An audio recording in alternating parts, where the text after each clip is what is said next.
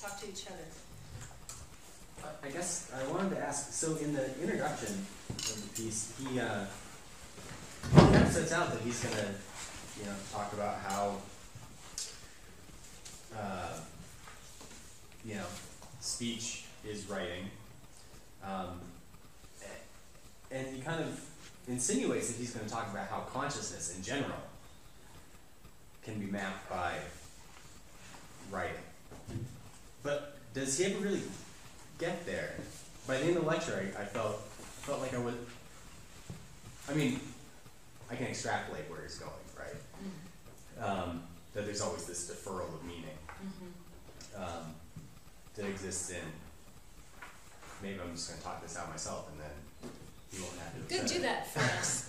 We'll take notes. So, if there's this deferral of meaning and concepts, which I guess maybe was the part that I thought was missing from here, that you covered, that if our concepts of things, these signifiers that exist in our head, are really tied back to signifiers in that relational web, that just the thoughts, the way the world comes to us, consciousness, is already this signifier of signifiers, this like deferral of meaning? Well, I mean, if we think this through, if consciousness, if we can't continue to believe that that meaning is inherent to consciousness, that I simply grasp this as it is. If we go with Derrida and agree that indeed the concept of that came before my relationship to it, right? The concept first. Then consciousness itself becomes an effect, right, of the system. Not only of the system, obviously, right, sure, but what we think of as consciousness, conscious understanding, at the very least, is an effect of linguistic structure. Right. I can have you've seen kids, or maybe you have them, like go into the kitchen and turn a pot upside down and start drumming on it, right? For them, that's what that is, right? They've maybe seen that. They don't cook, right? The concept is there for the drum, but not to cook. So the idea that consciousness itself is a function of the linguistic system is another implication of what Derrida is doing here. The sign comes first. Not full presence and a happy correspondence with concepts of the mind, right? But a different sort of relation there. Right, because for that child, it's not as if their use of the pot as a drum is a misuse of cooking vessel. Right, exactly. Does he have a substantive single text on consciousness, though? Because I thought that there was. I mean, we can work up something here, but he doesn't. I don't know that he fulfills that particular promise here as much as. I'd be interested to read. Point us to where he talks about consciousness. It's just, I don't know, these things in passing.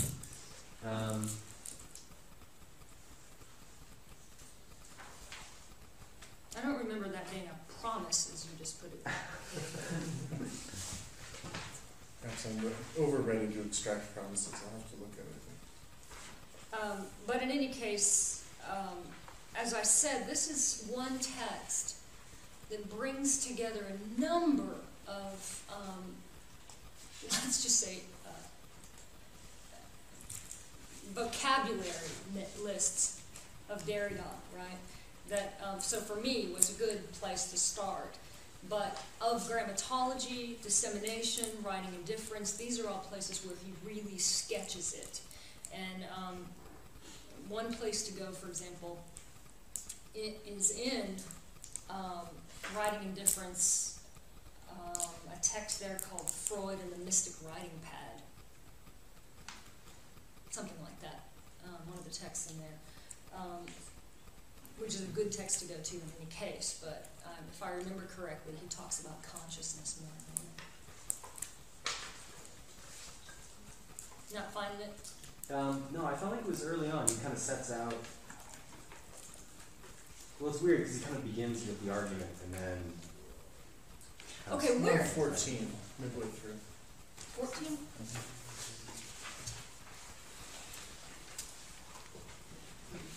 Middle of the page. So this is not the spot that I'm thinking of, but this is the first spot that I've just come across somewhere. Which page is that? 14. 14. This is not the spot that I'm thinking of, but that's just... Yeah, he's talking about the conscious presence. Oh, right. No, I felt like at the beginning of this, and maybe I'm totally insane, which you could spend 3 weeks with me, maybe we'll find this out, is he talks about the implication of communication as writing and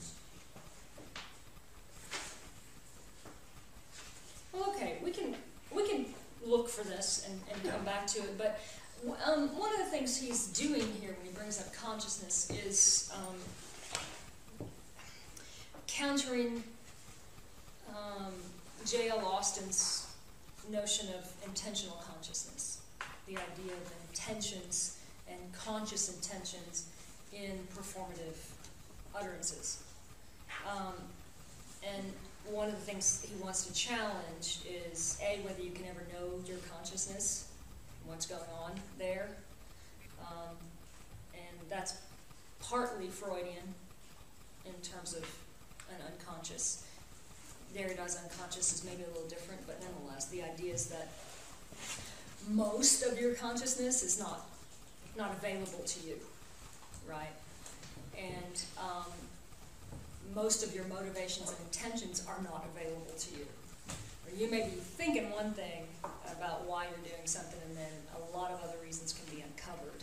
So he's questioning it in those terms, and that I remember in this essay, but I'm not. Would have to find it to we'll track it down. We'll track it down. What else do you want to say before we go on? Anything nagging?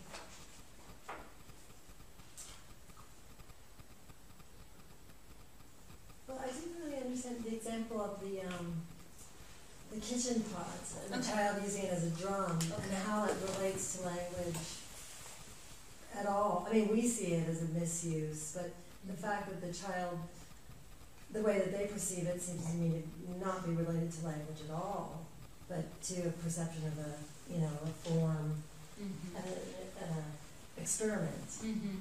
So I guess I guess I was going with the idea of a concept, the idea that meaning is not inherent in a referent that happily coincides with my structures of consciousness, right?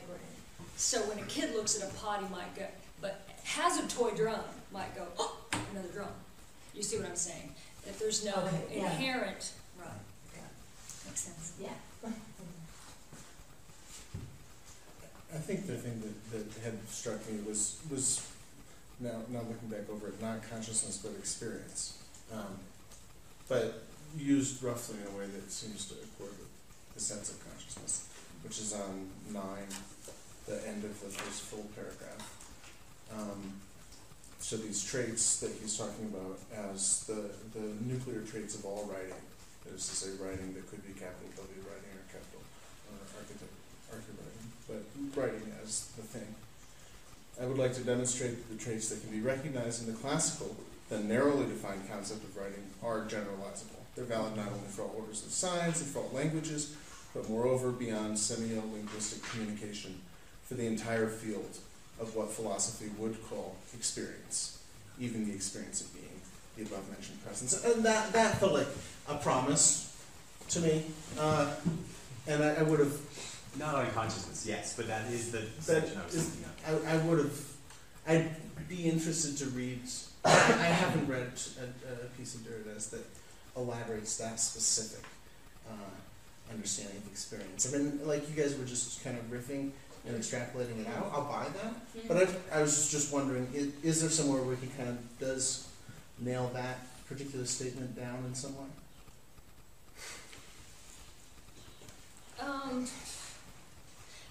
That's interesting because I guess, I mean, I'll think about that question about whether he nails it down more specifically, but I guess I'm wondering what else you might get out of what we just did.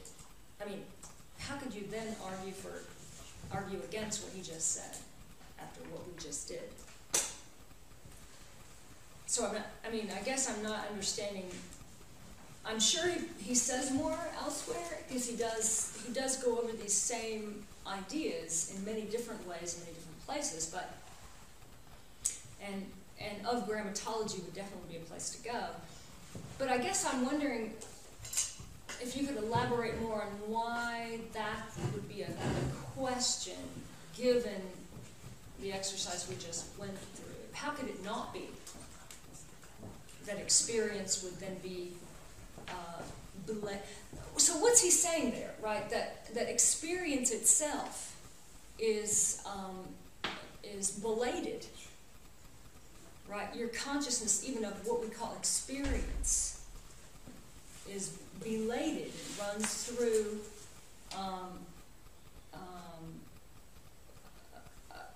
a network of signs, right? This is demonstrated obviously by Freud. He's the first one maybe to nail down, what's it called? I always forget how to say it. Yeah, I always forget how to say it. But he nails down this very idea that experience is something that before you actually think you have it, it has to be named. That's why there's something called trauma. Right, and why therapy makes you try to name it so you can get a hold of it, right, in a certain way. In other words, produce it for yourself. But the idea then is that you don't simply go through the world conscious of what you're doing. You have to, and when someone sits at a bar next to you and says, "So, what's your story?" It's a story. Right? It's not your literal history, which you could never know. Or if you did, if you were aware of it all, and it were available to you like that, you would be in one of those little white jackets, right? It would be way too much, right? So, what he's just suggested, this is one of the implications of what he's just suggested, and we've only just barely begun with this suggestion. But if the sign comes first, writing comes first, etc., then what we're saying is it comes before what we call experience. That how could it not? If you want to say that experience comes before language or before signs, the circulation of signs, then you're going to have to align yourself with the metaphysics of presence. Well, if you're playing an either-or game. But if you could, I mean, so when I read that, I'd recently read Nancy's Experience of Freedom, which is interesting. Yeah. And I think also actually really problematic in various ways, but really interesting. I think it's fascinating. Yeah. And for me, reading that just kind of what your question, Jack, was I felt like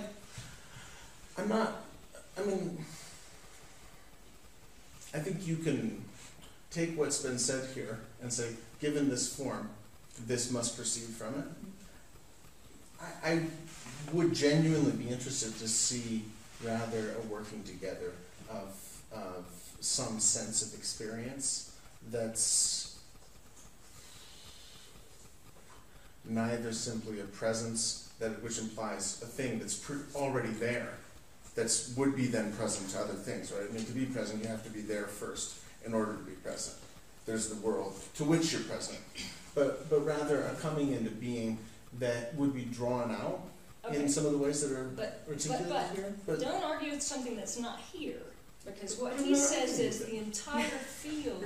No, wait. I Let don't me see let me point to you, Ira, because we could have a great conversation about what experience might mean, but that's not what he's doing. What he's saying is the entire field of what philosophy would call experience, even what philosophy would call the experience of being, the above-mentioned presence. He's talking about a particular notion of experience, which is the common way we use experience, which is tied to the metaphysics of presence. So when you bring up the experience of freedom, and I'll see, and when you have questions about what else might we mean by experience, that too would be a fascinating question for Derrida, but that's not what he's pointing to here, right? So he's not, that's not something he's about to do. I don't blame him for not doing it here. I was wondering if there's a text where he's doing roughly that. I'm not arguing with him. I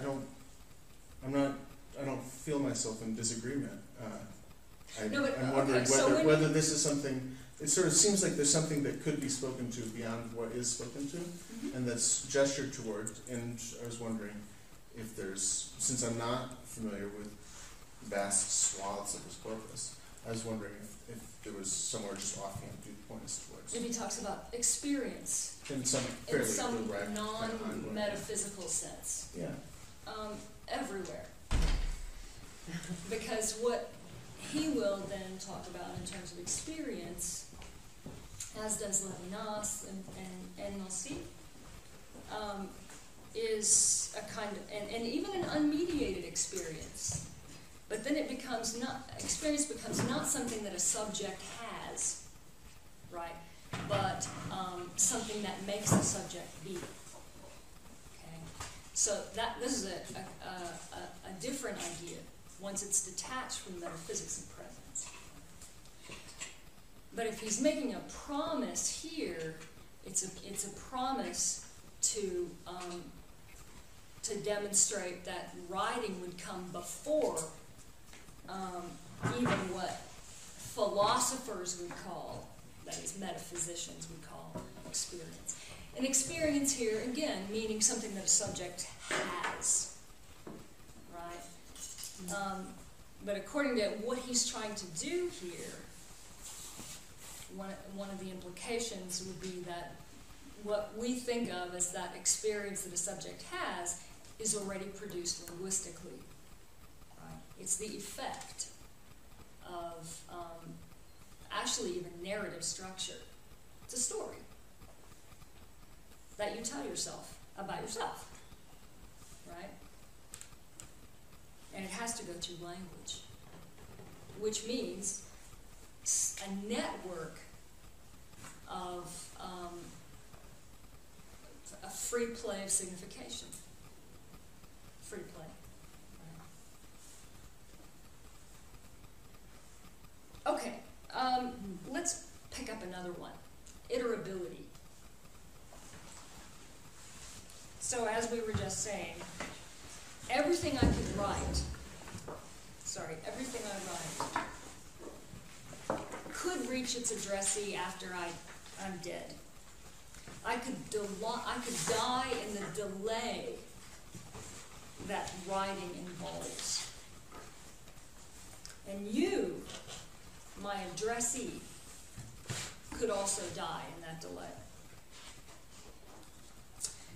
However, it's necessary, Derrida calls this a necessary possibility. It's necessary that my writing my letter to you remain readable even after my death or yours. Okay? And Derrida says, even if I wrote to you in a secret code that only the two of us knew,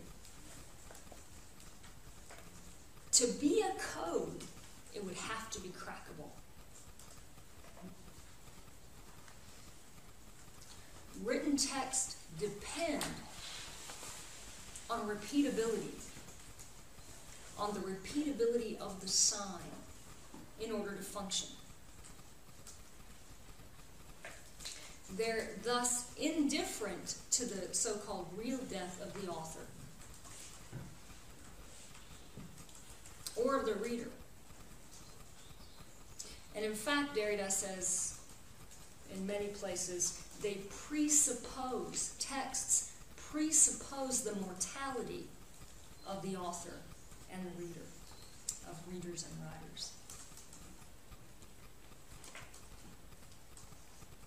So it's not necessary for me to be dead for you to read me, but you'd have to still be able to read me after I'm dead.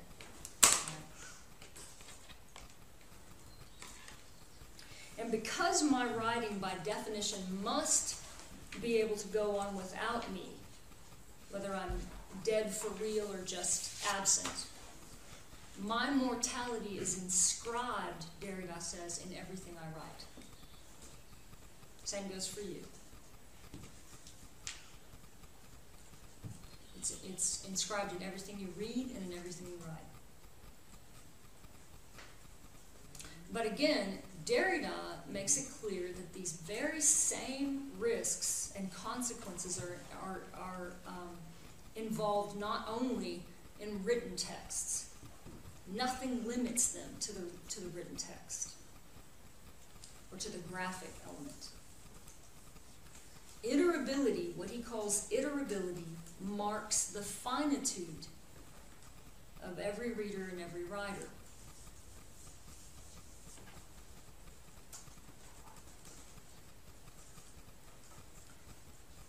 Texts, written or spoken, depend on this power of repetition, on what he calls iterability, the power or force of repetition. Every sign, written or spoken, must be repeatable. A sign that can only be used one time would not be a sign. And that's what he says. So speech, too, is essentially repeatable, and therefore indifferent to the death of the author and the reader or hearer. Even something that's only said one time, right here, right now, in just this place and just this time, is made possible by its repeatability or its iterability.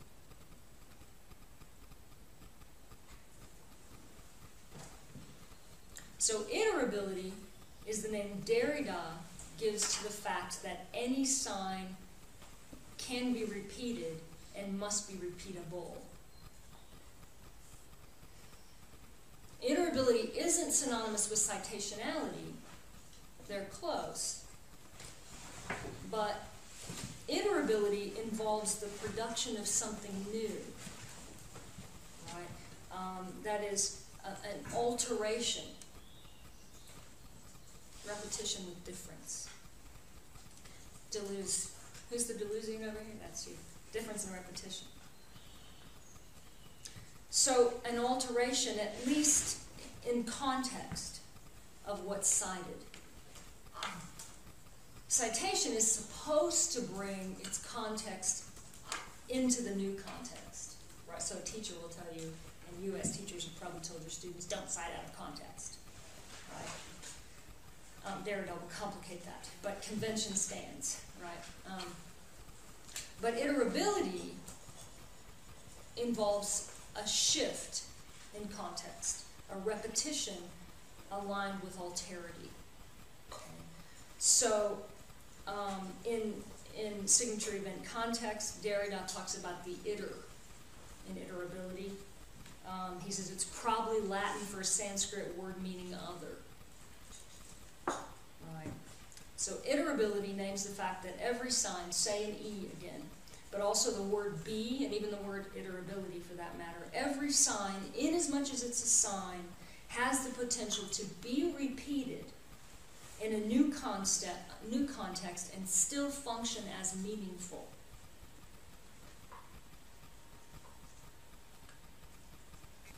The writer being cited may be dead or otherwise absent, but the sign still goes on functioning in the new context for a new and different recipient. A good example of that, I would just helps, you know, the gods must be crazy. The Coke bottle.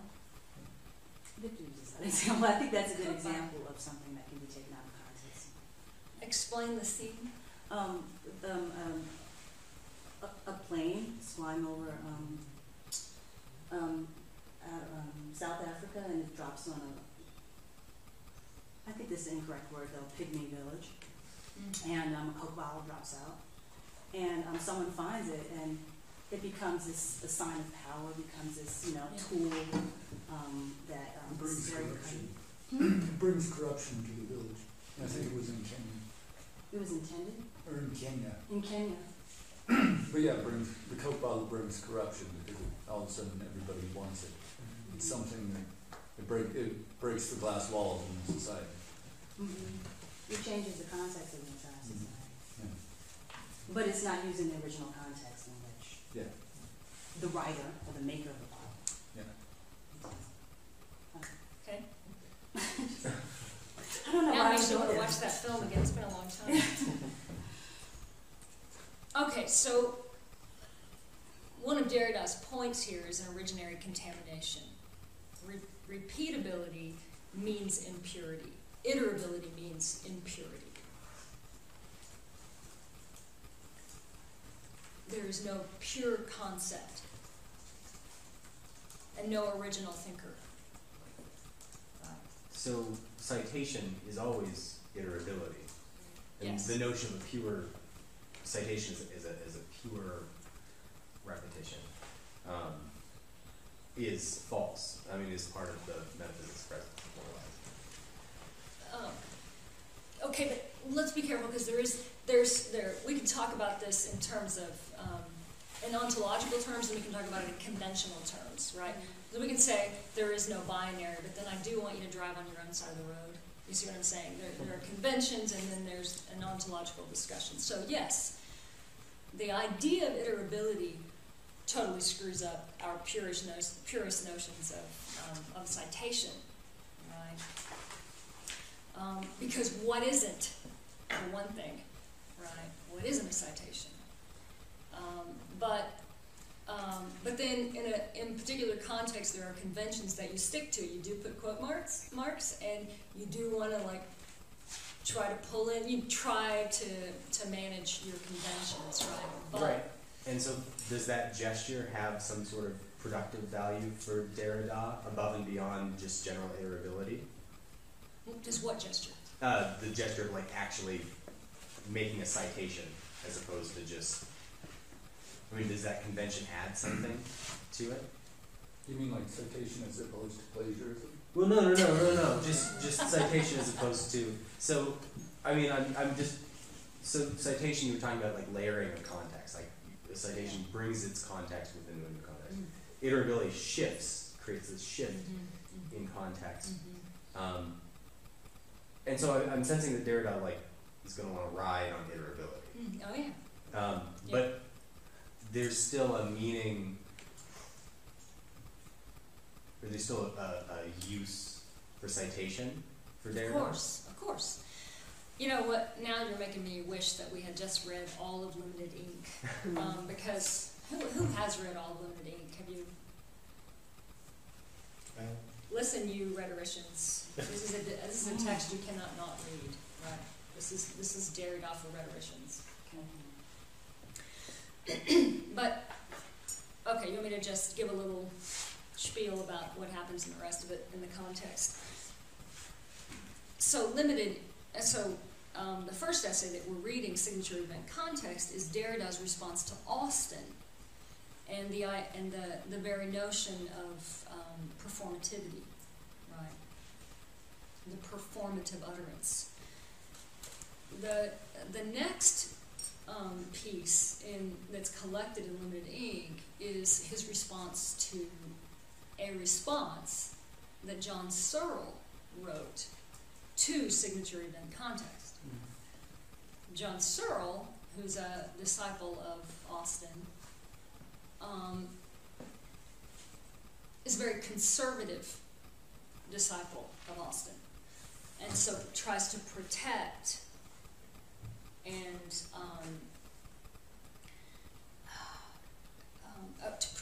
protect in Austin a studyable structure in which one could truly define and distinguish performative utterances. Something that Austin left open. Searle, a student of Austin, takes it further and really systematizes. You can imagine what Derrida will then do with this, right? So he hates Derrida's interpretation of Austin. He hates his interpretation first, and then he hates what he goes on to do with the notion of performativity. Hates it with a bloody passion. Shows up in that review. Derrida reads the review, tickles him pink, and then he writes the response to Searle, which is really one of the, how to put it, one of the least reined-in examples of Derrida's work.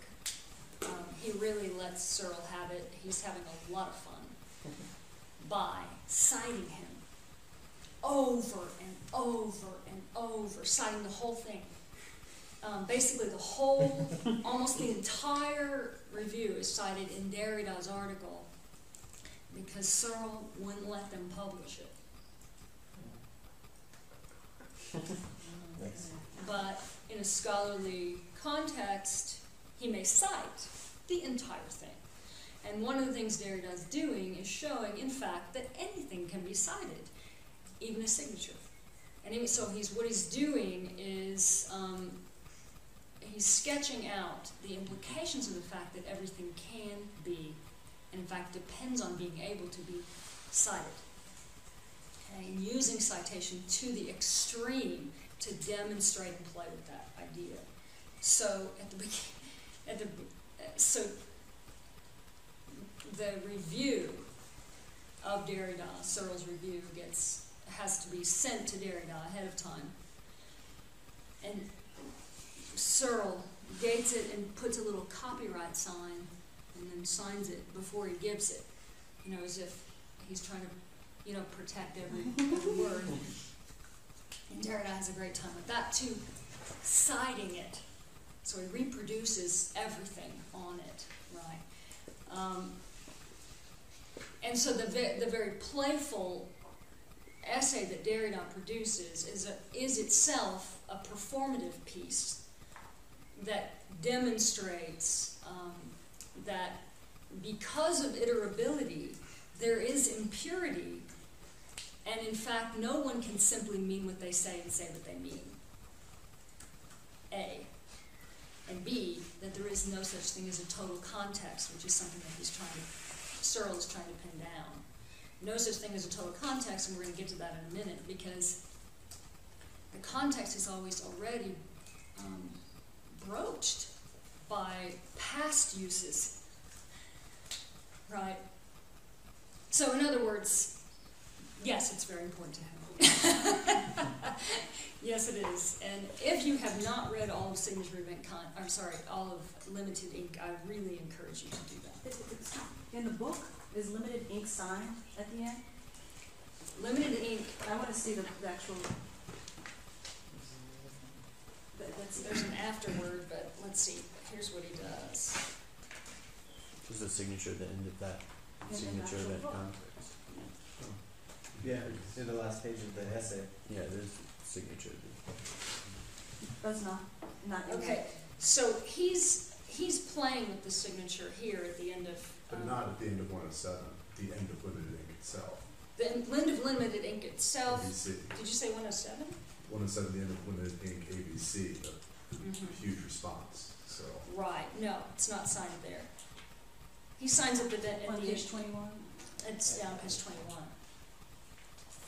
The 21's before Searle. 21's before Searle. Yeah, because that came out in clip 1. Right. Searle's response and the Limited Ink ABC came out in clip 2. Right. So what was the question? It's almost like I just Weber. wanted to know in the printed actual publication of the text, is there a signature on page 21? Yes. Okay. Yes, there is. Oh, you wondered. Oh, I see. Got it. Yeah. Yes, there is. It's almost like Weber never even gave Searle a chance to have his own time. Like, you would think it would be with one, with two, with three. You have Searle's response and Derrida's dismissal, essentially, coming Searle in the wouldn't same play. breath. He wouldn't play. He's had so many chances. He didn't want to. Squandered. He wasn't interested in that context. Who didn't? Searle, Okay. not interested. Again, he was invited to his response. They wanted it, and he, No, I know. he wouldn't. He never. So it wasn't that he wasn't offered the opportunity. He really didn't want to become part of that context in Glyph. I think you wouldn't be able to do this today, the way copyright laws played out in the States. I don't, I'm just It's a question. like looking at this thing with, Georgia. yeah. Yeah, it's a question. It's a question. Well, I mean, for Derrida and many people probably in this room, copyright means the right to copy. That's Yeah. the way I see it. Yeah. It does have to be, it has to be, see what, I mean, he probably would get away with it. And the reason is because he doesn't just plop stuff in there, and he doesn't just use it like as introductory quotes or whatever. And that's what's important. He addresses each part. So you get away with it that way. Right? And I think still, though, yeah, it's true. It's true. I had to go through, you would not believe how many hoops to cite a long passage from Immortality. Of course, that's Kundera's Immortality. That's a literary work, so that's a little different. But Kundera himself had to finally say, yes, you may. Okay. Okay, so let's finish this idea. Iterability, therefore, means impurity. There's no pure concept, nor is there first a self-conscious, intentional subject saying what she means and meaning what she says in the present. And then all the impurities and deviations that writing brings. The so-called self-conscious, intentional subject is already an effect of iterability. Even I love you is a citation, right? It's a citation ripped from a prior context, remixed and repurposed. The most intimate communication between you and someone else, of your so-called intimate inner experience, is and can only be a citation. In a new context and with a new audience. Well,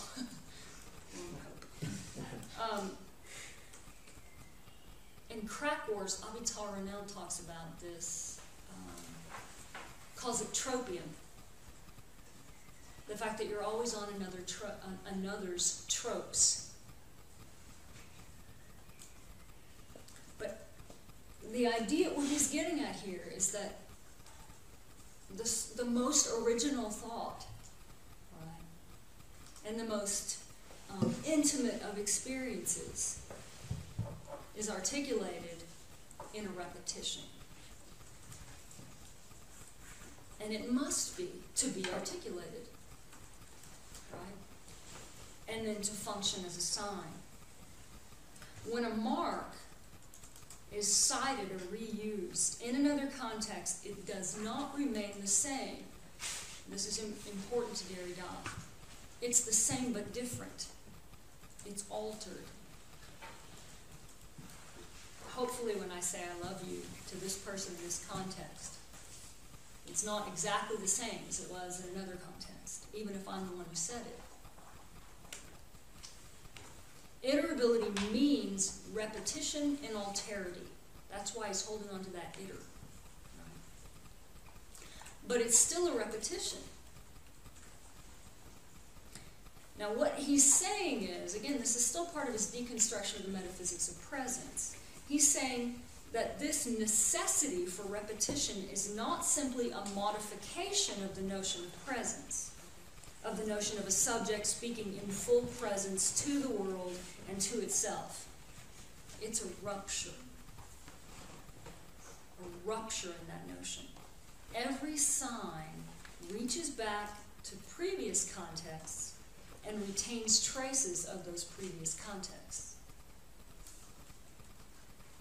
So even again, if a mark is uttered or inscribed only once, it's already divided or multiplied in advance by its structure of repetition.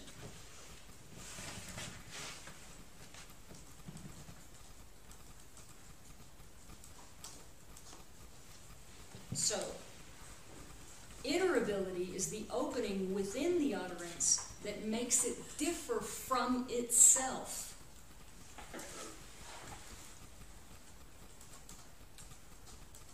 A does not equal A here.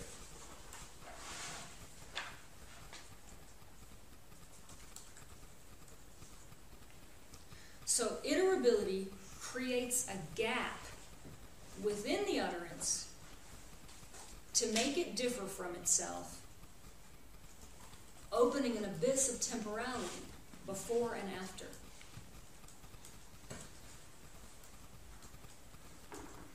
And what that means is the present is never fully present. Right? It already reaches back toward a past that was also never fully present, and a future that will never come into full presence. It must be repeatable. Except on drugs. What? Except on drugs. Except on drugs. Or perhaps mainly on drugs. Especially on drugs. Pain fumes. Sorry? Or pain fumes. For instance. What did you say? Or pain fumes. Pain fumes. Did that help? Okay, so there's no way to reconcile a privilege of presence with the necessity of repetition. Once you recognize the repetition, there's no way to continue privileging a notion of presence. However, that continued privilege is the basis of metaphysics. It's what constitutes metaphysics, which we are all implicated in, by the way. We're not simply done with it. Okay, so the present presentation of meaning, written or spoken, it doesn't matter, is haunted by its repetition.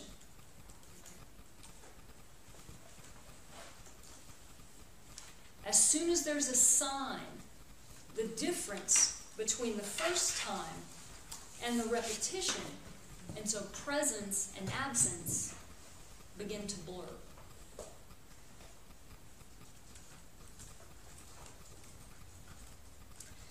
So Derrida does frequently distinguish between iterability and citationality.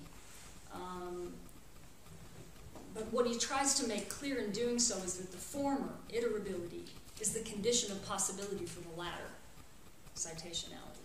Right? Iterability is the condition of possibility for citation in the first place.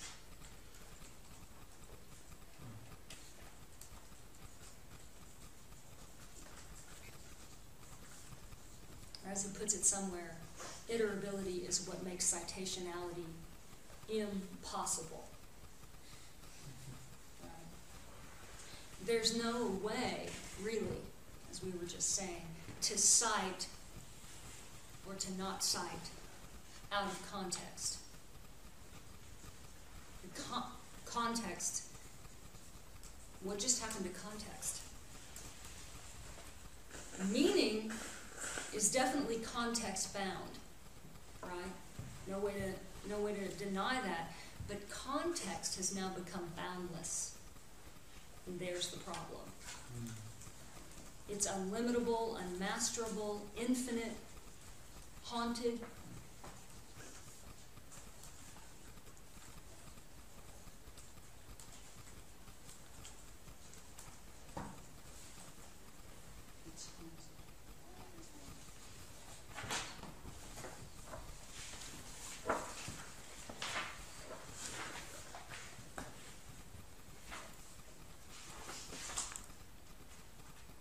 This leads us to the next concept. In signature event context, Derrida makes a distinction between polysemia and dissemination. What's polysemia? Multiple significations.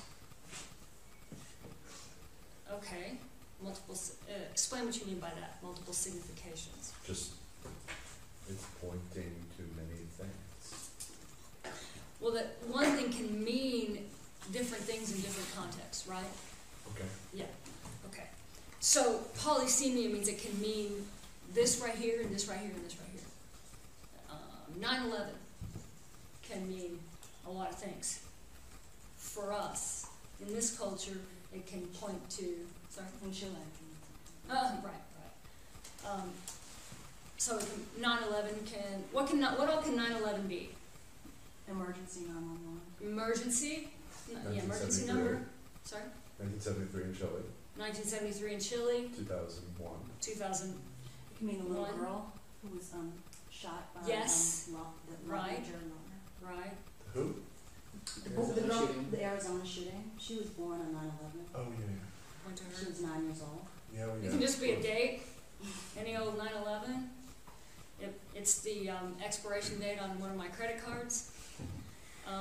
It's It one was of my the first day friend's I started birthdays. college. I'm sorry? It was the day I started college. Day you started college. And Okay. we didn't- There's one silly example of polysemia. Okay? Multiple meanings in different contexts, right? So you have to go, polysemia is the reason sometimes someone's telling you something and you have to go, wait a minute, what's the context for that? Right? Where were you? What order was that set in? Right? When your friend comes and says, who's right? Me or Sally? Well, okay, slow down, right? Tell me exactly the order that this came in that she said that, right? So one thing, multiple meanings, that's polysemia. But Derrida differentiates what he calls dissemination from polysemia.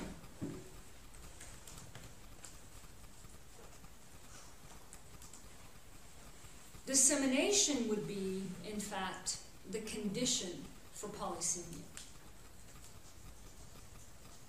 It involves a repetitive scattering of signs, the kind you find thanks to iterability,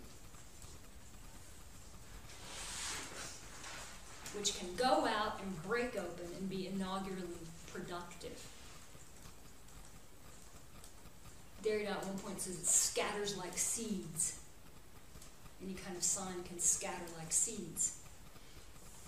Disseminate. Once again, repetition and alterity. And in each new repetition, new possibilities.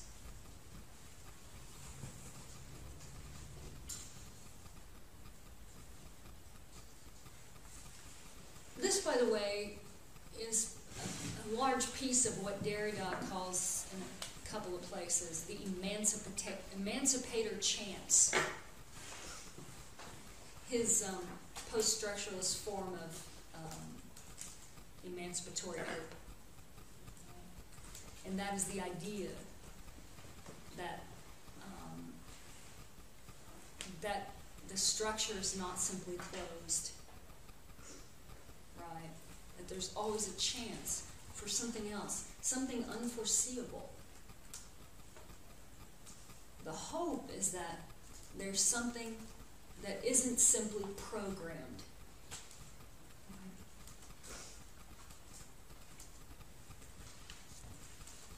So for him, speech acts don't operate as they do for Searle and as they do for Austin. They don't simply operate in a preset context. Whereas if we, so if we could get the total context, we could understand the speech act. Rather, for him, they transform a context.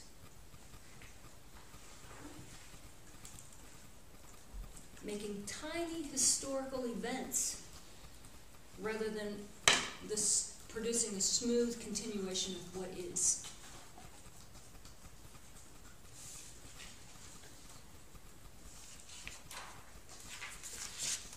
So Derrida's idea of politics, what some people call his new politics and ethics, depend on this possibility that the speech act creates the conventions it needs to be efficacious. So, when Austin lays out the Speech Act, maybe we should slow down and talk about a Speech Act. Have you read Austin's How to Do Things with Words? Okay, a couple of you rhetoricians, if you haven't, don't even tell me.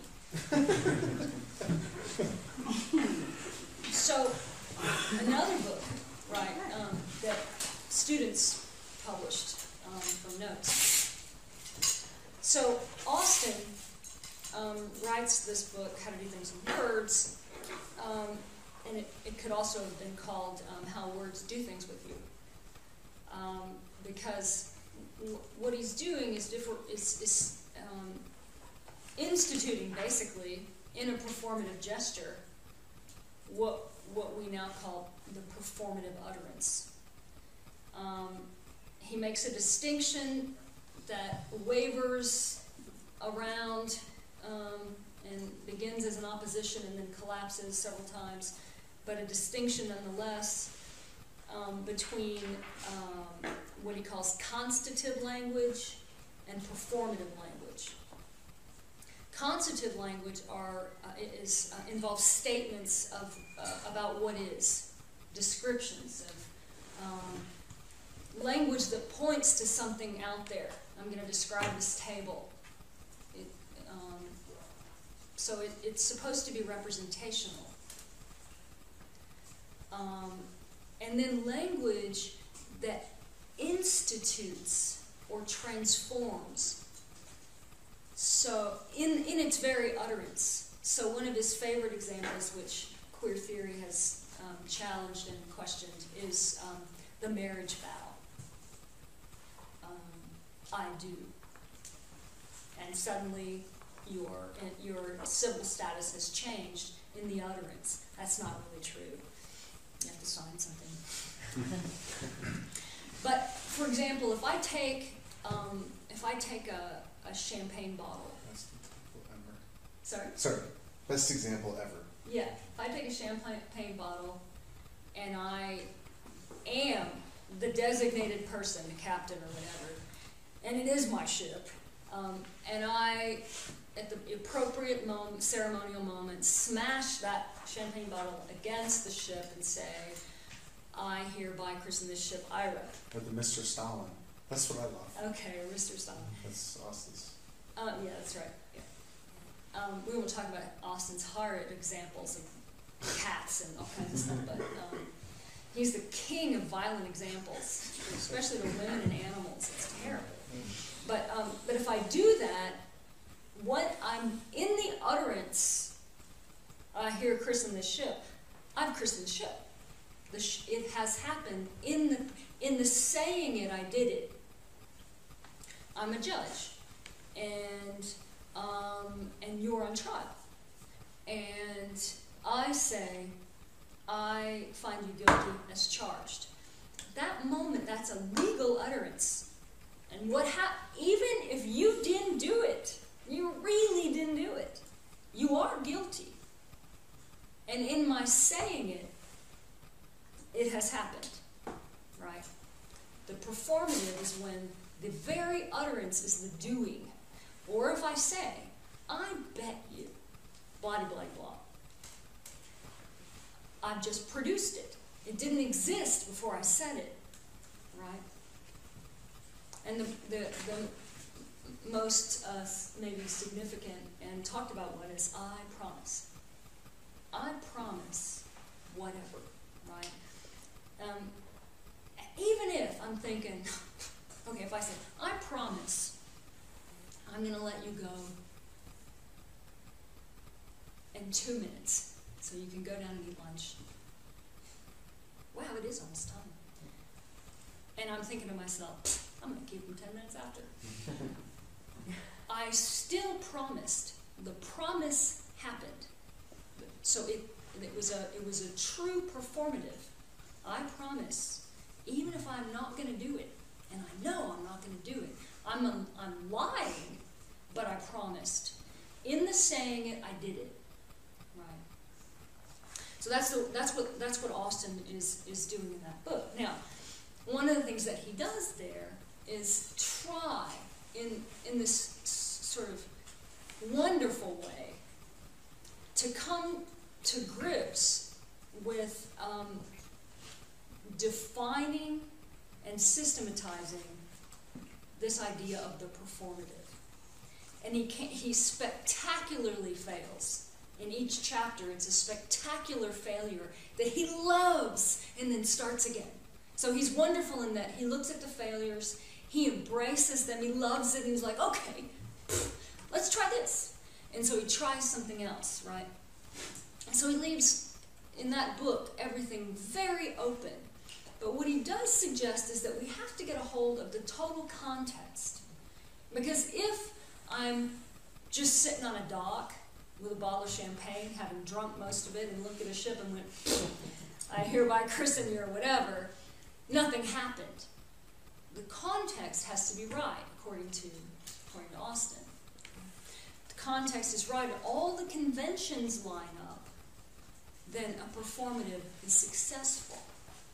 Otherwise, say when my husband, when he was a little kid, baptized his dog in a wheelbarrow several times, nothing happened, because the context wasn't right.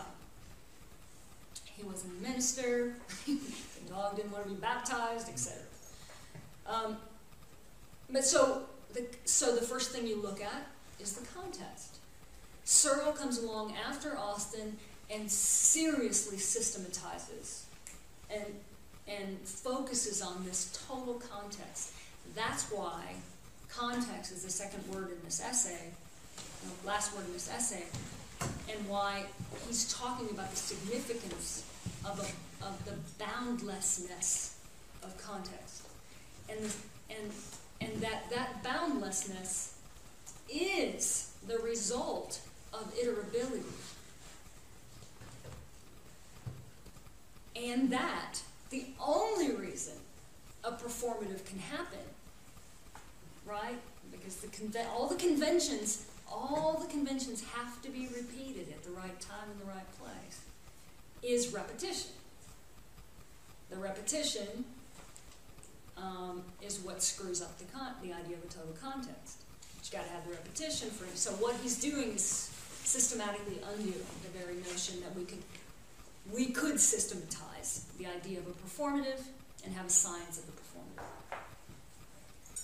So we're going to pick up there after lunch. Any parting thoughts, words of inspiration, concerns? Since you're defining Austin and Searle, could you just quickly define who's Sorrel?